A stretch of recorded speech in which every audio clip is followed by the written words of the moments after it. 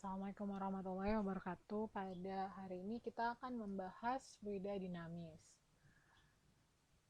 Setelah sebelumnya kita sudah membahas fluida statis atau fluida diam. Jadi kalau fluida diam itu fluidanya tidak bergerak. Nah, fluida dinamis sesuai dengan namanya dinamis, berarti dia bergerak. Fluida yang bergerak ini berdasarkan alirannya akan dibagi menjadi dua tipe. Dua jenis, yaitu laminar dan turbulen. Fluida yang laminer ini alirannya tenang atau steady. Tenang atau steady. Steady. Nah, jadi kalau kita lihat si partikel dari fluida ini mengikuti jalur yang smooth ya, lurus seperti ini. Dan jalurnya ini tidak pernah berbenturan atau bersilangan satu sama lain.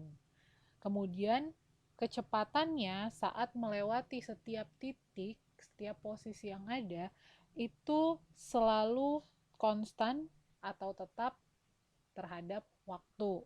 Nah, jika fluida ini sudah melewati batas kecepatan kritis tertentu, maka alirannya akan menjadi jenis yang kedua, yaitu turbulen.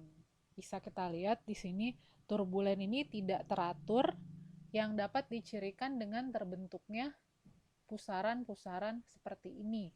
Jadi ini kalau ini steady berarti ini unsteady atau tidak tenang.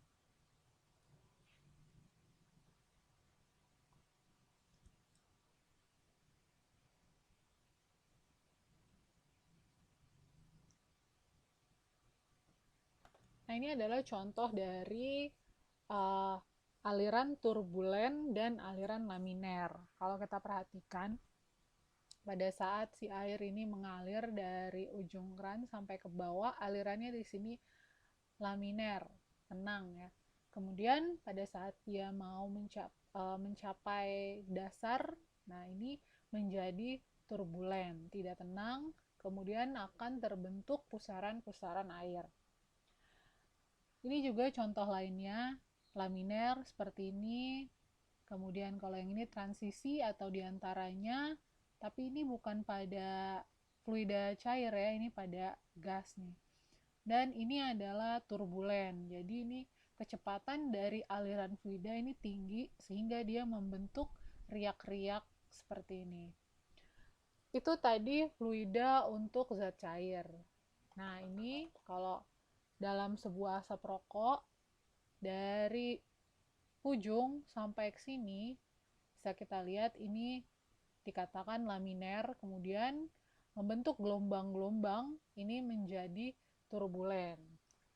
Gitu ya contoh dari aliran fluida yang dibagi menjadi dua jenis, yaitu laminer dan turbulen. Nah, kemudian dalam bahasan dinamika fluida ini ada istilah yang sangat penting yang harus kita pahami, yaitu adalah viskositas. Viskositas. Viskositas di sini mendeskripsikan aliran fluida ya. Aliran fluida yaitu yang mencirikan derajat friksi, derajat friction, friksi atau gesekan internal pada suatu fluida. Atau seberapa besar sih resistansi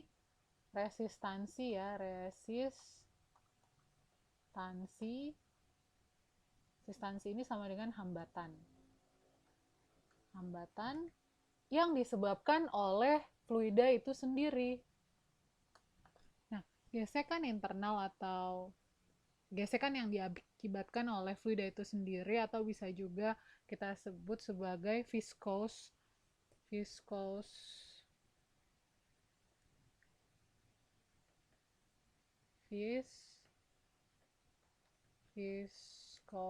force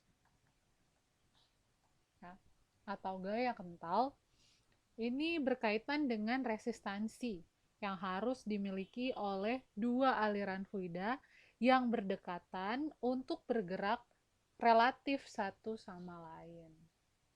Nah, viskositas ini menyebabkan energi kinetik. Energi kinetik ini adalah energi yang bergerak ya. Suatu fluida ini diubah menjadi internal, menjadi energi internal.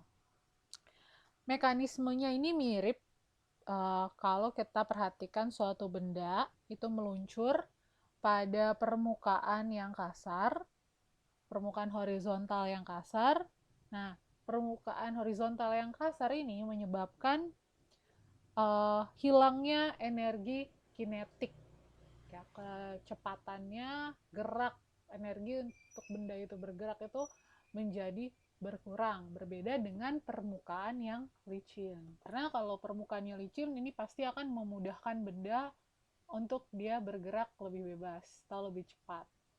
Gerak fluida ini sebenarnya cukup kompleks dan sulit untuk dipahami. Oleh karena itu, di sini kita akan coba untuk membuat asumsi penyederhanaan yang kita bagi menjadi 4 poin. 4 poin mengenai aliran fluida ideal. Aliran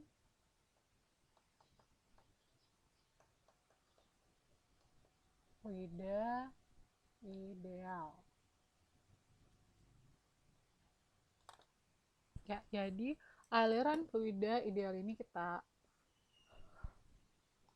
asumsikan ada 4 ya. Yang pertama itu adalah non-viscous.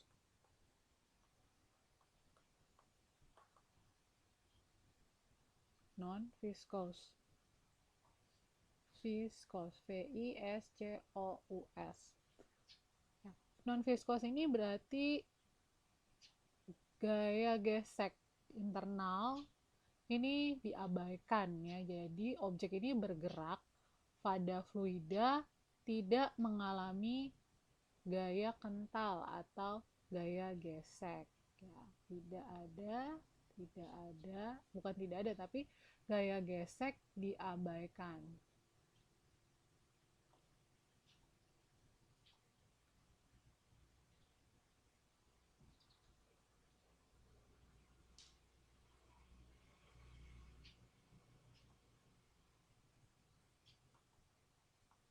Abaikan atau dianggap tidak ada.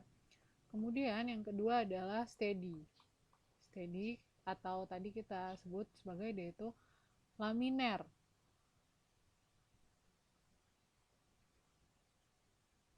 Laminer. Apa tadi laminer? Jadi dia itu kecepatannya konstan saat melewati setiap titik atau setiap posisi. Kemudian yang ketiga adalah incompressible.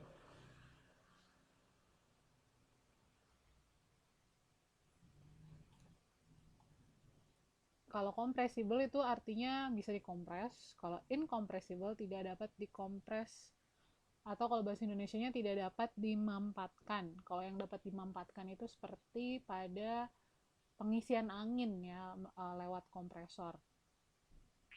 Nah, incompressible ini densitas atau kerapatan dari